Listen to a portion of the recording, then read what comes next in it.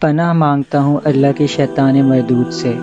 شروع کرتا ہوں اللہ کے نام سے جو بڑا مہربان نہایت رحم کرنے والا ہے۔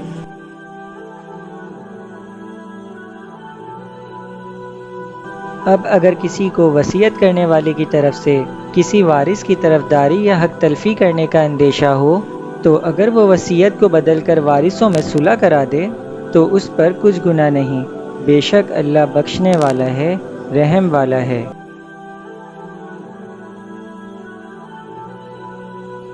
مومنو، تم پر روزے فرض کیے گئے ہیں جس طرح تم سے پہلے لوگوں پر فرض کیے گئے تھے تاکہ تم پرہیزگار بنو۔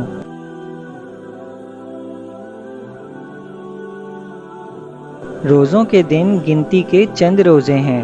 تو جو شخص تم میں سے بیمار ہو یا سفر میں ہو تو دوسرے دنوں میں روزوں کا شمار پورا کر لے، اور جو لوگ روزہ رکھنے کی طاقت رکھیں لیکن رکھیں نہیں وہ روزے کے بدلے محتاج کو کھانا کھلا دیں، اور جو کوئی اپنی مرضی سے زیادہ نیکی کرے تو اس کے حق میں زیادہ اچھا ہے، اور اگر سمجھو تو روزہ رکھنا ہی تمہارے حق میں بہتر ہے۔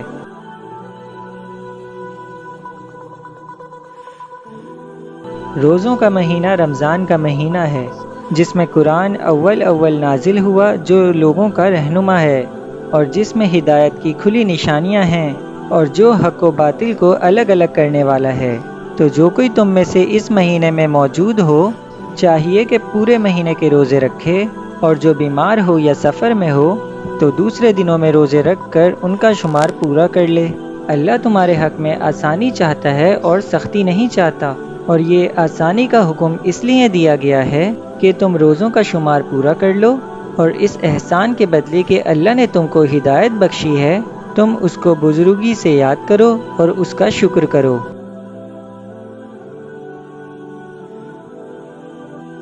اور اے پیغمبر، جب تم سے میرے بندے میرے بارے میں دریافت کریں تو انہیں معلوم ہو کہ میں تو تمہارے پاس ہی ہوں۔ جب کوئی پکارنے والا مجھے پکارتا ہے تو میں اس کی دعا قبول کرتا ہوں، تو ان کو چاہیے کہ میرے حکموں کو مانیں اور مجھ پر ایمان رکھیں تاکہ نیک رستہ پائیں۔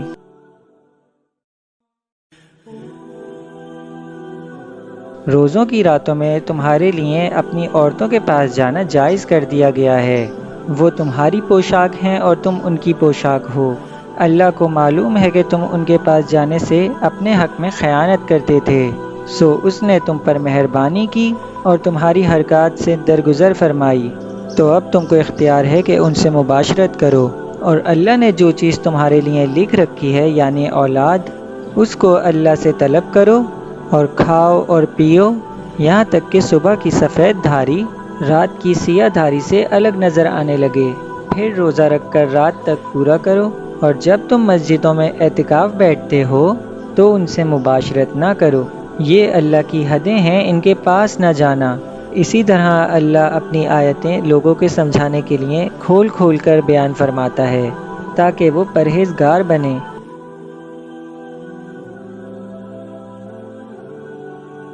اور آپس میں ایک دوسرے کا مال ناحق نہ کھاؤ، اور نہ اس کو رشوتاً حاکموں کے پاس پہنچاؤ تاکہ لوگوں کے مال کا کچھ حصہ ناجائز طور پر کھا جاؤ، اور اسے تم جانتے بھی ہو۔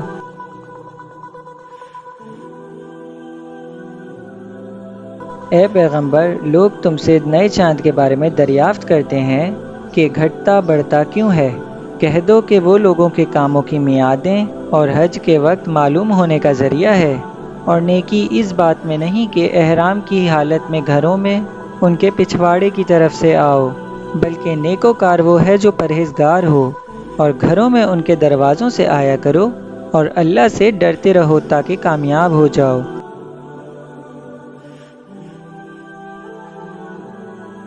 اور جو لوگ تم سے لڑتے ہیں تم بھی اللہ کی راہ میں ان سے لڑو، مگر زیادتی نہ کرنا کہ اللہ زیادتی کرنے والوں کو دوست نہیں رکھتا۔